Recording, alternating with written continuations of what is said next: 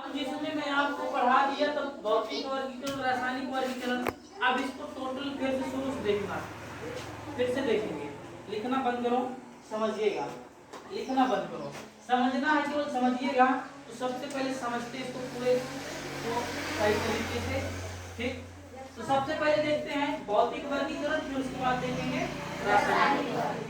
अब बात करते हैं भौतिक वर्गीकरण जो होता है, इसकी अवस्थाओं के बारे में बात करें तो ये कितने होते हैं? 5 होते हैं, लेकिन मुख्य रूप से कितने होते हैं? 3। मुख्य रूप से कितने होते हैं? 3। अब इसी में पहले की बात करता हूँ, ठोस की बात करता हूँ। जो ठोस होता है इसको ठोस क्यों कहा गया? ठोस जो होता है इसको ठोस क्यों कहा गया, इसकी चर्चा करेंगे। वो क्या होते हैं? ये इनके अणु जो होते हैं बहुत क्या होते हैं? है कि नहीं? इसके अणु जो होते हैं वो बहुत पास होते हैं। अब बात करते हैं, जब इसके अणु बहुत पास होंगे तो जरूर सी बात है भाई, इसमें क्या होगा? आकर्षण बल अधिक होगा, है कि नहीं? ठोस का जो अणु होता है क्या होते हैं? बहुत पास होते हैं, यानी नजदीक होते हैं, तो इसमें आकर्षण बल क्या होगा? अधिक होगा, है ना? मैं ऑलरेडी पहले ही बताया हूँ, इसका एग्जाम्पल भी दिया था। अगर 3 भाई एक साथ रहेंगे तो तीनों में आकर्षण बल होगा, नजदीक रहेंगे, कोई तीसरा के अलावा चौथा मार के नहीं जाएगा। बल्कि अगर इन्हीं को दूर कर दिया जाए, जैसे ही हम दूर करेंगे इसमें आकर्षण बल कम हो जाएगा, कोई भी आएगा मारेगा चला जाएगा, है कि नहीं? इसलिए कहते हैं अगर ठोस बनना है, मजबूत बनना है, तो हमें क्या करना पड़ेगा? पास रहना पड़ेगा, है ना? जब पास रहेंगे आकर्षण बल भी बना रहेगा, सही बात है ना?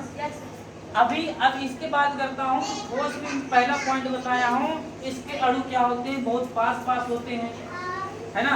इसलिए इसमें आकर्षण बल क्या होता है? बहुत अधिक होता है। अब दूसरी बात करता हूँ, ठोस का पहला पॉइंट, अब तीसरे पॉइंट की बात करते हैं। तीसरा पॉइंट क्या हो जाएगा कि ठोस का जो आकार होता है वो क्या होता है? निश्चित होता है, सही बात है ना? इसके आकार की बात करें, यानी ठोस का आकार जो होता है वो कैसा होता है? निश्चित होता है। जैसे एग्जाम्पल की बात करें, अगर मैं एग्जाम्पल में एक ईंट ले रहा हूँ, क्या ले रहा हूँ? एक ईंट ले रहा हूँ। अब जो एक ईंट बनी है, अगर इस ईंट को मैं क्या करूँ? कहीं भी लेके चला जाऊँ, क्या करूँ? कहीं भी लेके चला जाऊँ। अगर ये ईंट को मैं कहीं भी लेकर के जा रहा हूँ, अगर इसके आकार में कोई परिवर्तन नहीं हो रहा है, तो मैं क्या कहूँगा? भाई ये ठोस है ना? ये क्या है? ठोस है। और एक बात ये भी है, इसको मैं कहीं भी लेके चला जाऊँ, इसका आकार चेंज नहीं होगा, आकृति नहीं बदलेगी, लेकिन उसके साथ साथ इसका जो वजन होगा, क्या होगा? वजन होगा, क्या वो घटेगा या बढ़ेगा? कुछ नहीं होगा ना? इसके ना तो आकार में चेंज आएगा, ना तो इसके द्रव्यमान में चेंज आएगा, आयतन में चेंज आएगा। इसका आयतन क्या होगा? फिक्स रहता है, यानी इसका आकार एवं आयतन दोनों क्या होते हैं? निश्चित रहते हैं, है ना? ना तो इसका आकार बदलने वाला है, ना तो इसका आयतन बदलने वाला है, सही बात है ना? फिर उसके बाद बात करते हैं लिक्विड फॉर्म की। किसकी बात करते हैं? लिक्विड, यानी द्रव की बात करते हैं। द्रव में जैसे एग्जाम्पल ले रहा हूँ, द्रव का एग्जाम्पल जो हो जाएगा वो क्या होगा? पानी। पानी, तेल, कुछ भी ले सकते